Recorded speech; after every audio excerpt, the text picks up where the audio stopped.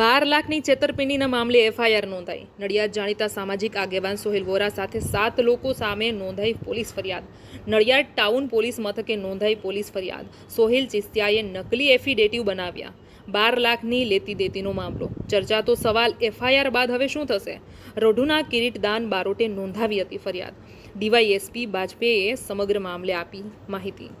કિરીટદાન રાજદાન બારોટ નાઓએ એક ફરિયાદ Nadiad town police સ્ટેશનને આપેલી છે, જેની અંદર આ જે ફરિયાદી છે એ ફરિયાદીને એક ઈસમ છે વોરા સોહિલભાઈ બાબુભાઈ નાઓ સાથે વર્ષ 2023ની અંદર ધંધાકીય કામકાજ માટે નાણાકીય લેવડ દેવડ થયેલી અને એ અનુસંધાને તેમણે એક એગ્રીમેન્ટ કરી અને આ વોરા સોહિલભાઈ બાબુભાઈ નાઓને રૂપિયા 12 લાખની રકમ આપેલી, જે અનુસંધાને સિક્યુરિટી પેટે એમને ચેક લીધેલા હતા અને એ ચેક આ જે નાણાકીય લેવડ દેવડ અંગે જે કંઈ પણ વ્યવહારો નક્કી થયેલા હશે તે મુજબ પૈસા ભરપાઈ નહીં થતા કિરીટદાન રાજદાન બારોટનાઓએ પોતે આ અનુસંધાને નેગોશિયેબલ ઇન્સ્ટ્રુમેન્ટ એક્ટ અન્વયે આ ચેક ભરી અને ચેક રિટર્ન થતાં ગવર્મેન્ટ એકાઉન્ટના શેરા સાથે રિટર્ન થતાં તો તે અનુસંધાને એક કેસ દાખલ કરેલો.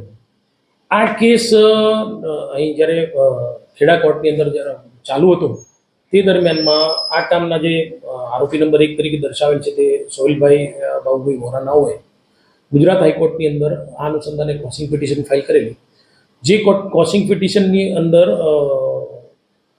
શું કહેવાય એક સમજૂતી કરાર રજૂ કરેલો, જે સમજૂતી કરાર કરી આપનાર કિરીટદાન રાજદાન બારોટ તેમના પત્ની અને અન્ય વ્યક્તિઓ તરીકે આ વોરા સોહિલભાઈ બાબુભાઈ, ઇલ્માબેન સોહિલભાઈ વોરા, યુનેશભાઈ બાબુભાઈ વોરા, બાબુભાઈ હાસમભાઈ વોરા અને તેમની સાક્ષીમાં SM મલેક અને AR ખોખર નાઓએ એક નોટરી વિજય પટેલ નાઓ સમક્ષ રજૂ થઈ અને સમજૂતી કરાર રજૂ કરેલો કે જેની અંદર હકીકતો જણાવેલી કે ભાઈ આ રીતની કોઈ લેવડ દેવડ બાકી નથી અને એના બદલે સોહિલભાઈને કંઈક પૈસાની લેવડ દેવડ બાકી છે.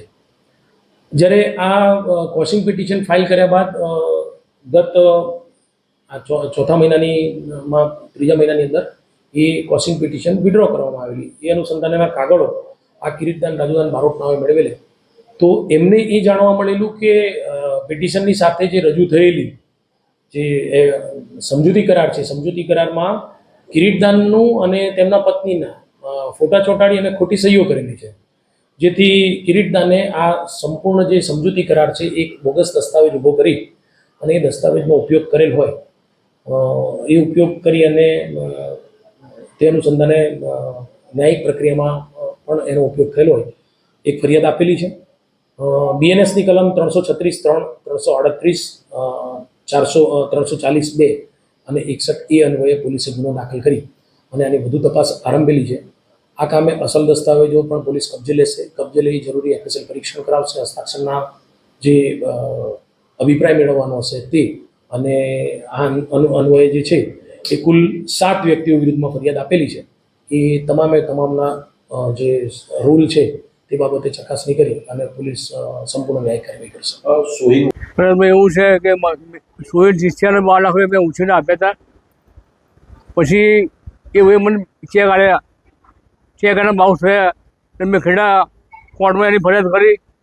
એ ફરિયાદના અનુસંધાનમાં એણે કોર્ટની નોટરી બનાવી, પૈસા મને ચૂકવી હતી એવું, અને એ કોર્ટની નોટરી વિજય પટેલ દ્વારા બનાવવામાં આવી નોટરી નડિયાદ, અને હાઈકોર્ટમાં એને રજૂ કરી ખોટી નોટરી, પણ હાઈકોર્ટે એને સાંભળ્યો નહીં અને કોન્સિલમાં ગયો પણ છતાં એને વિડ્રો કરવી પડી. અને એને અમે સર્ટિફાઈડ કોપી મંગાવી, સર્ટિફાઈડ કોપીમાં એની અમે જોયું ત્યારે અમને ખબર પડી કે એણે અમારા નામનું કોઈ ડોક્યુમેન્ટ બનાવ્યું છે. એટલે અમે નામદાર પોલીસ સાહેબને કહેવા માટે આવ્યા અને એને FIR કરાવી. એટલે એણે મારો ફોટો લગાવી એણે હાઈકોર્ટને ગેરમાર્ગે દોરી